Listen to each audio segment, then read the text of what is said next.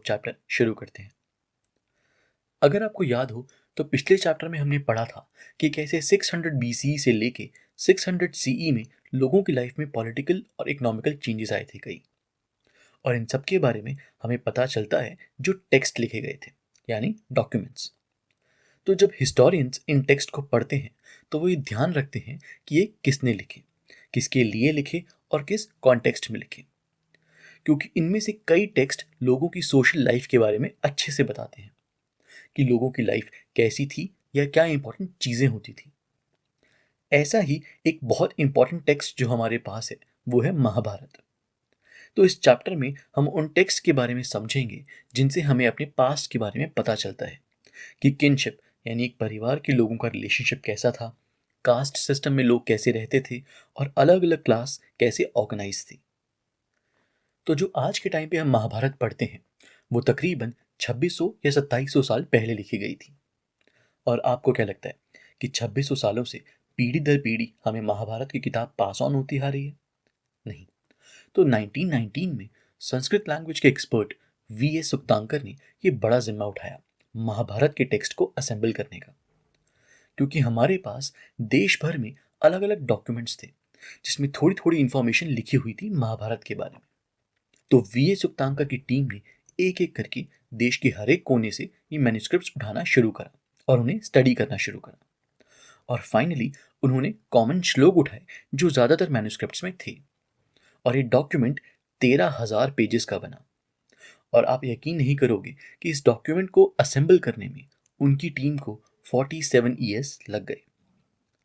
जब हमने actually history में इंटरेस्ट लिया और इन टेक्स्ट को पढ़ना शुरू किया तो हमें लगा कि संस्कृत में जो भी टेक्स्ट लिखे गए वो एक्चुअल में होते थे।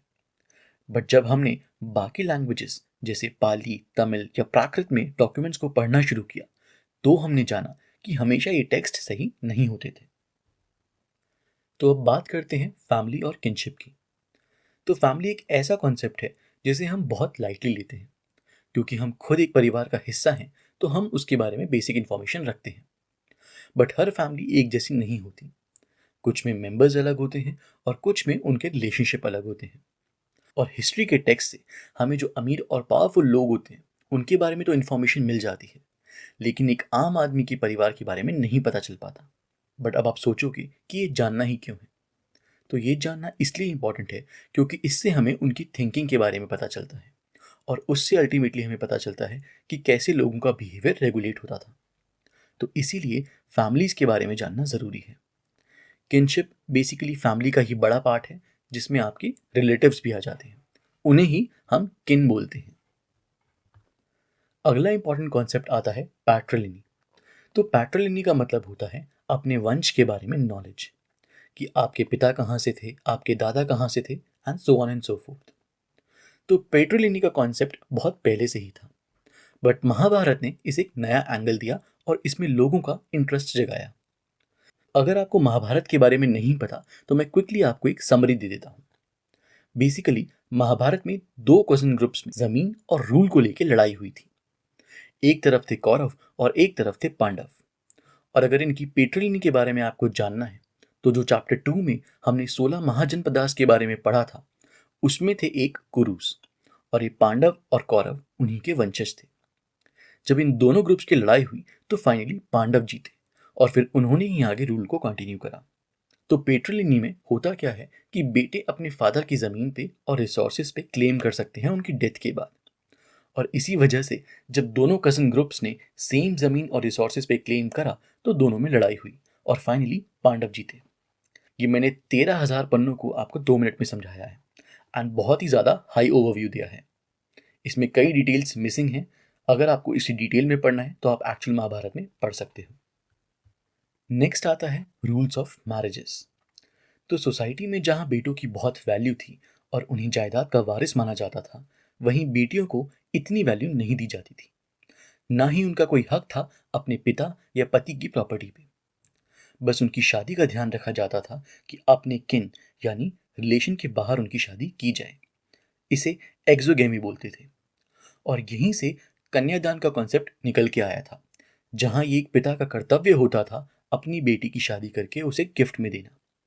जैसे जैसे टाउन्स डेवलप होते गए ट्रेड बढ़ता गया, दूसरी टाउन से लोग आने लगे, तब ब्राह्मणों ने कुछ रूल्स बनाए जिसे धर्मसूत्रा और धर्मशास्त्रा कहा गया। इन रूल्स में उन्होंने 8 टाइप्स की मैरिजेस को अप्रूव किया, जिसमें से कुछ को अच्छा माना गया और कुछ को खराब। तो जस्ट फॉर योर रेफरेंस, कुछ टाइप्स की मैरिज जो थी वो थी एक्सोगेमी, जो हमने अभी ऊपर पढ़ा। दूसरी थी एंडोगेमी, यानी लड़की अपने किन में से ही किसी से शादी करे, या फिर सेम कास्ट में या फिर सेम लोकेलिटी में। तीसरा था पॉलीगिनी, जिसमें एक आदमी के एक से ज़्यादा बीवियां हो सकती हैं। और चौथा था पॉलीएंड्री, जहां एक वुमेन के एक से ज़्यादा हस्बैंड्स हो सकते थे। अगला कॉन्सेप्ट है गोत्र ऑफ वुमेन। तो जिन लोगों को गोत्र का मतलब नहीं पता, उन्हें मैं बता दूं कि गोत्र का कॉन्सेप्ट हिंदुइज्म में लोगों को क्लासिफाई करने में और अपनी लीनिएज पहचानने के लिए ब्राह्मणों द्वारा बनाया गया था। इन सब गोत्र को किसी न किसी ऋषि के नाम पे रखा जाता था, और ये माना जाता था कि सेम गोत्र वाले उन्हीं ऋषि के वंशज हैं। और यहाँ 2 रूल्स पे बहुत ज़्यादा फोकस किया जाता था। पहला, कि शादी के बाद एक वुमन अपने फादर का गोत्र छोड़ के अपने पति का गोत्र अपनाएगी। और दूसरा, सेम गोत्र में 2 लोगों की शादी नहीं हो सकती। अच्छा, इन टेक्स्ट के थ्रू हमें पता चलता है कि कई जगह वुमेन अपना गोत्र रिटेन करती थी शादी के बाद भी। फॉर एग्जाम्पल, जब सातवाहना का राज था वेस्टर्न इंडिया पे, तो वहाँ पॉलीगिनी का चलन था, यानी एक आदमी की एक से ज़्यादा बीवी। तो जब हम उनके टेक्स्ट को देखते हैं तो पता चलता है कि उनकी कई रानियाँ जो ब्राह्मण गोत्र रखती थीं, जैसे गौतम या वशिष्ठ, उन्होंने शादी के बाद भी उसे चेंज नहीं किया। अब बात करते हैं सोशल डिफरेंसेस की। तो अभी तक हमने किनशिप के बारे में पढ़ा। अब चैप्टर का नेक्स्ट टॉपिक जो है कास्ट। जैसा कि आपको पता है, कास्ट एक हायरार्कियल सिस्टम होता है और इसे इंट्रोड्यूस किया था धर्मसूत्र और धर्मशास्त्र में। इन टेक्स्ट में लोगों की ऑक्यूपेशन यानी रोजगार को फिक्स किया गया और उनके लिए रूल बनाए गए।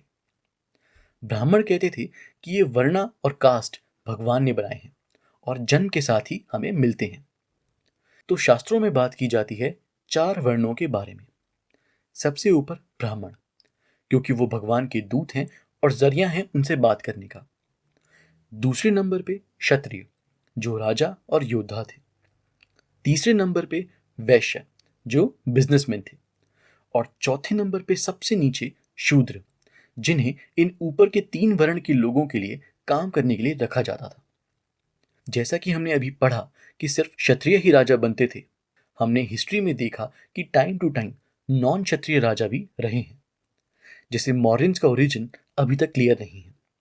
शुंगा और कनवास ब्राह्मण थे, शाकाज बारबेरियन थे।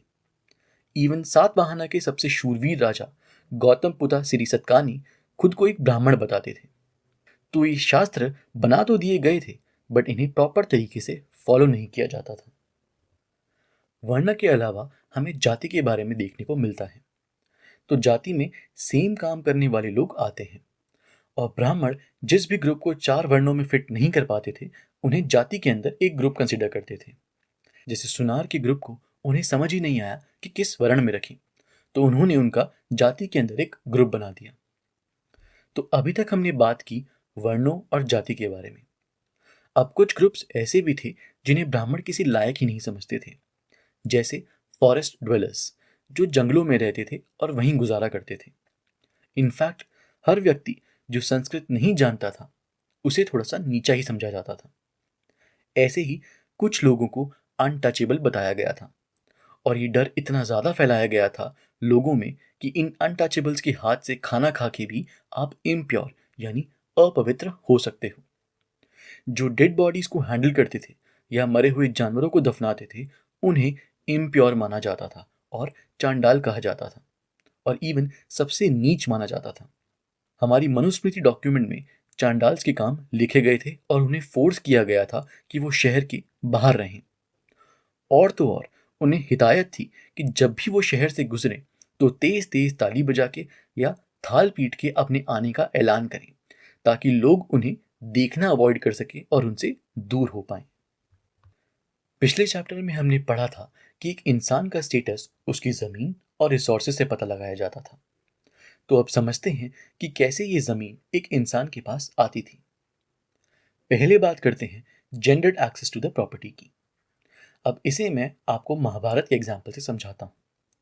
तो महाभारत में कौरवों के लीडर दुर्योधन जब पांडवों के लीडर युधिष्ठिर को जुआ खेलने के लिए इनवाइट करते हैं, तो खेल खेल में युधिष्ठिर अपनी सारी जमीन, सारा सोना, सारे रिसोर्सेस हार जाते हैं।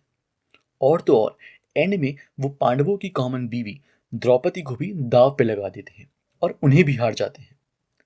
तो यहाँ से मनुस्मृति में रूल बनाया गया कि सब बेटों का पिता की जायदाद पे बराबर हक होगा, लेकिन सबसे बड़े बेटे को एक्स्ट्रा प्रिविलेज दी जाएंगी। बेटियों को यहां भी प्रॉपर्टी ओनरशिप से बाहर ही रखा। वुमेन सिर्फ वो गिफ्ट्स रख सकती थी जो उन्हें शादी में दिए गए थे अपने पिता की तरफ से, बट उसमें भी पहला हक उनके पति का ही था। तो इन्हीं रूल्स की वजह से मेन और वुमेन के बीच के डिफरेंसेस बढ़ते गए। तो ये था जेंडर्ड एक्सेस टू प्रॉपर्टी।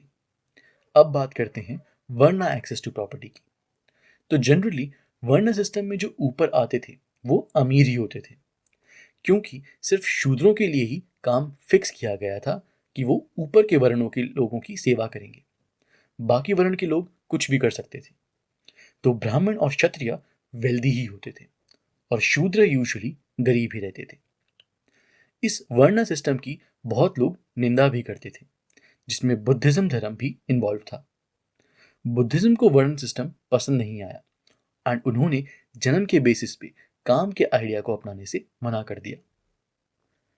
इस चैप्टर में हमने देखा कि जो हिस्टोरियंस होते हैं वो सिर्फ एक टेक्स्ट पढ़ के कंक्लूजन पे नहीं आते, बल्कि कोशिश करते हैं सेम चीज़ को अलग अलग लैंग्वेज में पढ़ने की। क्योंकि जैसा हमने स्टार्टिंग में देखा कि संस्कृत सिर्फ ब्राह्मण या हाई क्लास लोग बोलते थे, इसीलिए हिस्टोरियंस टेक्स्ट को प्राकृत, पाली या तमिल में भी पढ़ते हैं। प्लस वो समझने की कोशिश करते हैं कि कोई भी टेक्स्ट किस वजह से किस सिचुएशन में लिखा गया और उसे किसने लिखा, ताकि वो एक सही कंक्लूजन पे आ पाए। अगर महाभारत की बात करें तो महाभारत हमें ओरिजिनली संस्कृत में मिली है, बट ये संस्कृत काफ़ी ईजी है कंपेयर टू जो हमने पिछले चैप्टर में देखी। तो यहाँ हिस्टोरियंस इन टेक्स्ट में जो कंटेंट मिलता है उसे दो टाइप्स में बांट देते हैं। पहला नैरेटिव यानी कहानियाँ, और दूसरा डाइडैक्टिक यानी उन कहानियों के अंदर छुपा हुआ लेसन।